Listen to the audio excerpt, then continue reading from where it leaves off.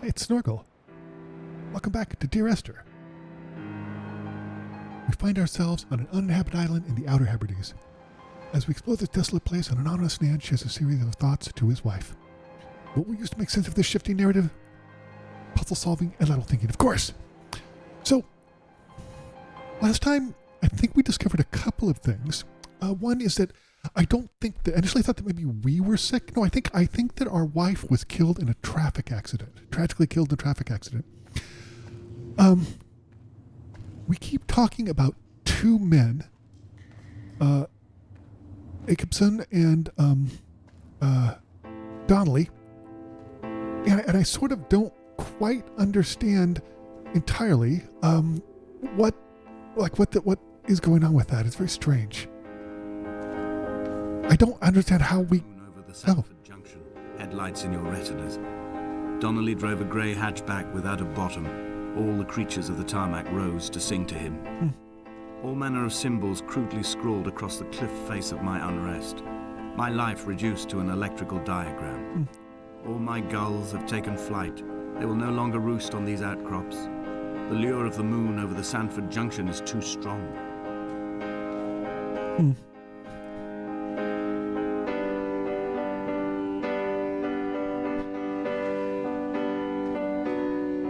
Let's keep going. There's a lower path too? Is that the one that splits off? Not sure. We may double back for that one. Okay, so I think that our wife tragically died in an automobile accident. We mentioned how we must have been injured as well because we mentioned that we were in the hospital for a while. I don't know how, but that was on the mainland. That was. There's the wrecked car. Oh my gosh. Okay, so Fire and soil, I chose fire. It seemed the more contemporary of the options, more sanitary. I could not bear the thought of the reassembly of such a ruin. Stitching arm to shoulder and femur to hip, charting a line of thread like traffic stilled on a motorway, making it all acceptable for tearful aunts and traumatized uncles flown in specially for the occasion.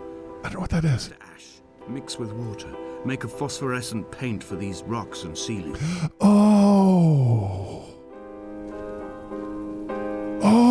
okay, so his wife passed away. He had her cremated, and that's what all those paintings are, the phosphorescent paint on the things. Okay, all right, got it. I'm assuming that they did not live here. I said Wolverhampton, that's not right. I don't remember where. We're just going to look at these and see if there's anything we can see.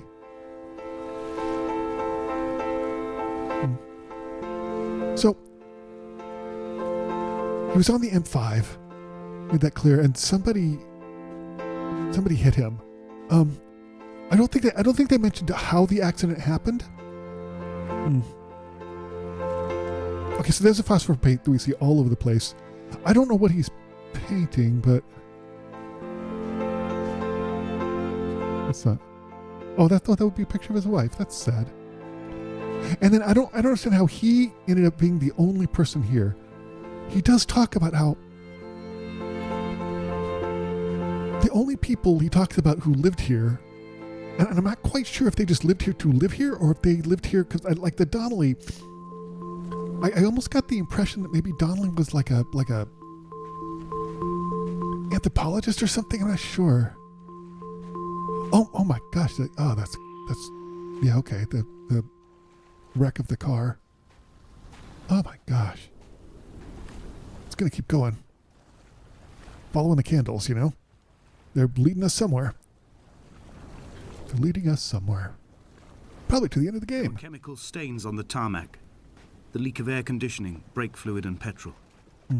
He kept sniffing at his fingers as he sat by the roadside, waiting as if he couldn't quite understand or recognize their smell. He said he'd been travelling back from a sales conference in Exeter. He'd stopped for farewell drinks earlier, but had kept a careful eye on his intake. You could hear the sirens above the idle. Oh, so you've been drinking. Huh. So a drunk driver. Wow. Hit him, killed his wife, and injured him. I don't know how long ago that was, though. Like, I don't know what time this is supposed to take place in, because the picture of his wife looked pretty old. See my armada. Armada? I collected all the letters I'd ever meant to send to you, if I'd have ever made it to the mainland, but had instead collected at the bottom of my rucksack, and I spread them out along the lost beach. Curious. Then I took each and every one, and I folded them into boats. Oh. I folded you into the creases, and then, as the sun was setting, I set the fleet to sail. Oh, there they are. 21 pieces. I consigned you to the Atlantic. Oh my gosh. And I sat here until I'd watched all of you sink.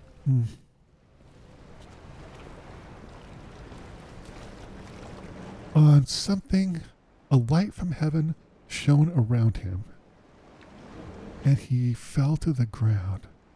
Oh, this, a bird's nest with eggs. That's curious. We can't really go. I guess we go down here.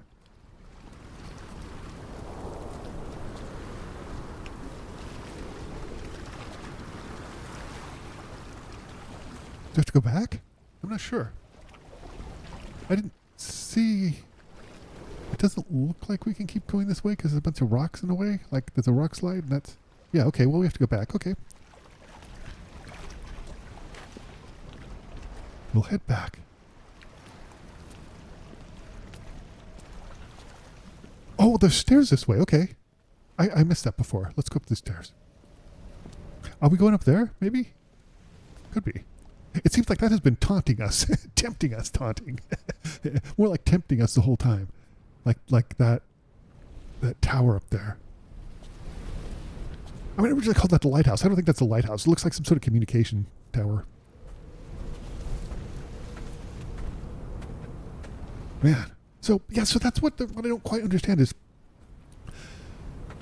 I think he mentioned that he read Donnelly's book. So I don't think he knew him. And who knows how much earlier that was.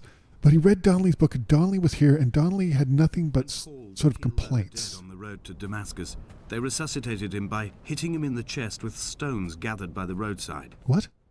He was lifeless for 21 minutes. Certainly long enough for the oxygen levels in his brain to have decreased and caused hallucinations and delusions of transcendence. Huh. I'm running out of painkillers, and the moon has become almost unbearably bright. So I think we also infer that that the narrator is also very sick. He's indicated that before that so I don't know if that's, I don't think that that's a cause of from the accident. But okay, so I guess Paul would be the person who had struck them, who was a drunk driver who struck them. Okay. I've begun my voyage in a paper boat without a bottom. I will fly to the moon in it. I've been folded along a crease in time, a weakness in the sheet of life. Now you've settled on the opposite side of the paper to me. I can see your traces in the ink that soaks through the fiber, the pulped vegetation. When we become waterlogged and the cage disintegrates, we will intermingle. When this paper aeroplane leaves the cliff edge and carves parallel vapor trails in the dark, we will come together. Oh, is he going up there to jump off the tower?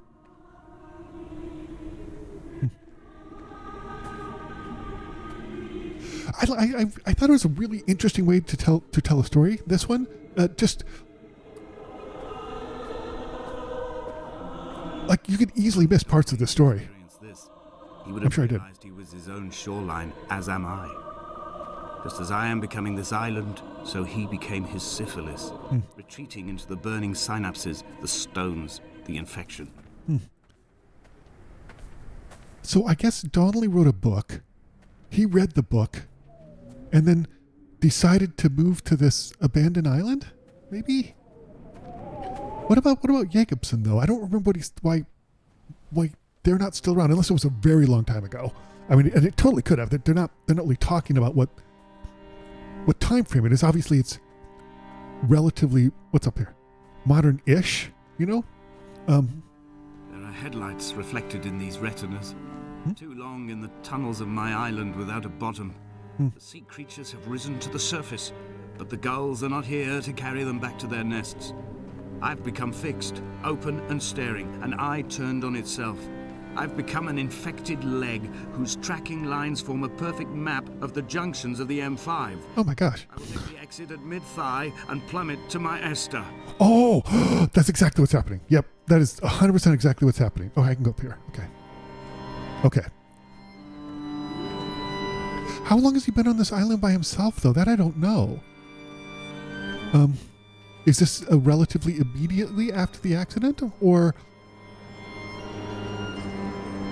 is it much later when he's an old man? I that part's unclear to me. Although, if he wrote, what do you say, 21 letters? We don't know the frequency or how long the letters were. Interesting.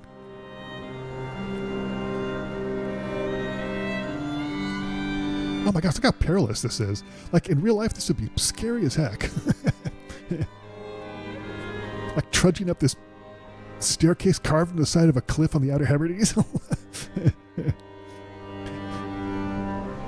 I said authorized personnel only, but this is how authorized personnel have to get up there? Jeez.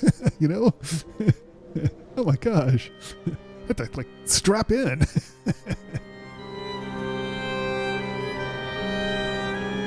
Man, I love the music for this. I have dredged these waters for the bones of the hermit, for the traces of Donnelly, for any sign of Jakobsen's flock, for the empty bottle that would incriminate him. I have scoured this stretch of motorway 21 times, attempting to recreate his trajectory, the point when his heart stopped dead and all he saw was the moon over the Sanford Junction. He was not drunk, Esther. He was not drunk at all, and it was not his fault. What? It was the converging lines that doomed him. This is not a recorded natural condition. The gulls do not fly so low over the motorway and cause him to swerve. The paint scored away from his car in lines like an infection, making directly for the heart. Huh. So he wasn't drunk. Oh my gosh, it was just an accident. Wow. Oh, that's so sad. Jeez. I understand that's kind of how the Hebrides are. Like, it's known for having some of the roughest weather around, you know? Not just in the UK either, like, just overall.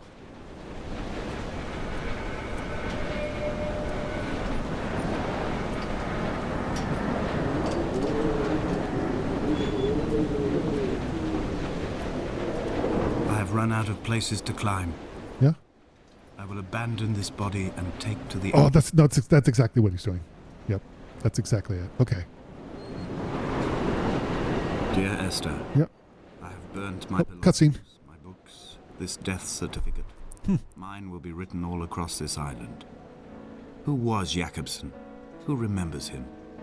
Donnelly has written of him, but who was Donnelly? Who remembers him? I have painted, carved, hewn, scored into this space all that I could draw from him. There will be another to these shores to remember me. I will rise from the ocean like an island without bottom, come together like a stone, become an aerial, a beacon, that they will not forget you. We have always been drawn here. One day the gulls will return and nest in our bones and our history. I will look to my left and see Esther Donnelly flying beside me. I will look to my right and see Paul Jakobsen flying beside me. They will leave white lines carved into the air to reach the mainland, where help will be sent. Oh my gosh. Wow.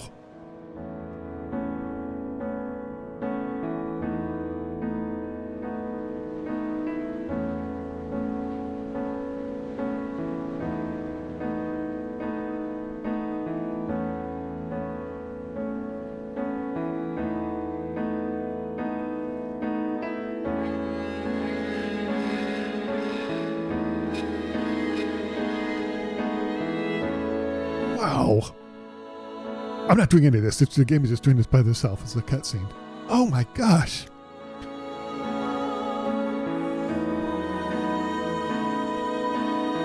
Flying over where we just were. Oh, and he's whispering Esther. That's nice. That's a really nice. I wonder what all these things are. I think they're probably real. I'm just not sure what they would be. Hmm.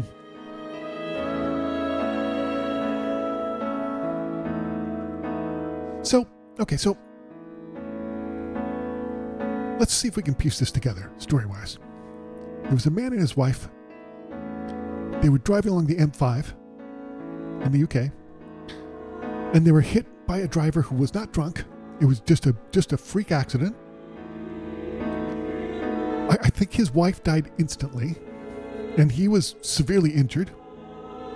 The driver who hit him was also severely injured, was actually dead for 21 minutes. So probably enough to have brain damage, I would think. Hard to say. And it sounds like that the narrator forgave him. It's not like he didn't blame him. He just realized it was just a horrible, terrible freak accident. And so at some point after that, moved to the Outer Hebrides and just lived as a hermit by himself until he got terribly ill and jumped off the communication tower. Oh my gosh. Game? What's going on? And that was Dear Esther.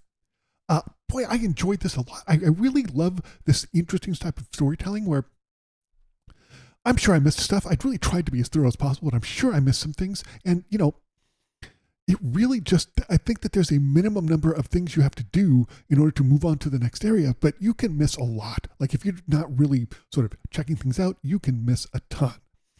And the narration was fabulous. I believe the narration was added to the Landmark Edition. This is the Landmark Edition, which is the newer version. And it was done in an all upgraded graphics and voiceover. Just fantastic. Really, really great. I enjoyed playing this quite a bit. The music was spectacular. It was so appropriate. I really, really loved some of the motifs that they would have playing. It gave such a sense of feeling. You really had the sense of being on this just completely desolate island that would be so difficult to live on. And as I said, I believe that the Outer Hebrides are supposed to be exceedingly difficult to live on. The weather's horrible. And the people who live there are made of pretty strong stuff. I enjoyed this quite a bit. I think this game was a little bit controversial when it came out because it was one of the earlier walking simulators. And as a consequence, a lot of people are like, oh, it just tells a story. There's no puzzles. There's no whatever. And I believe that the Chinese Room sort of made what was that game called? Everybody's Gone to the Rapture. They made that as a result of this, adding just a few more puzzles into it. The only thing I still don't like, and it was the same thing with Everybody's Gone to the Rapture, I don't care for how slow you move, and I understand that they're trying to get a sense across of a feeling and stuff, but it just becomes a little bit of a slog. And if you could just, they fixed that. They did fix that in Everybody's Gone to the Rapture, where they added a sort of, it wasn't really run, but it was more like amble. But it was that, the implementation of that was weird too, because you'd have to hold it down for 10 seconds before it would do anything. It's very strange. But I enjoyed this quite a bit. I've been wanting to play this for a long time. It's an iconic game, and I can completely see why. Thank you so much for watching this entire playthrough of Dear Esther. Coming up next, a brand new game. Thanks again. I'll see you next time for a brand new game. See you next time.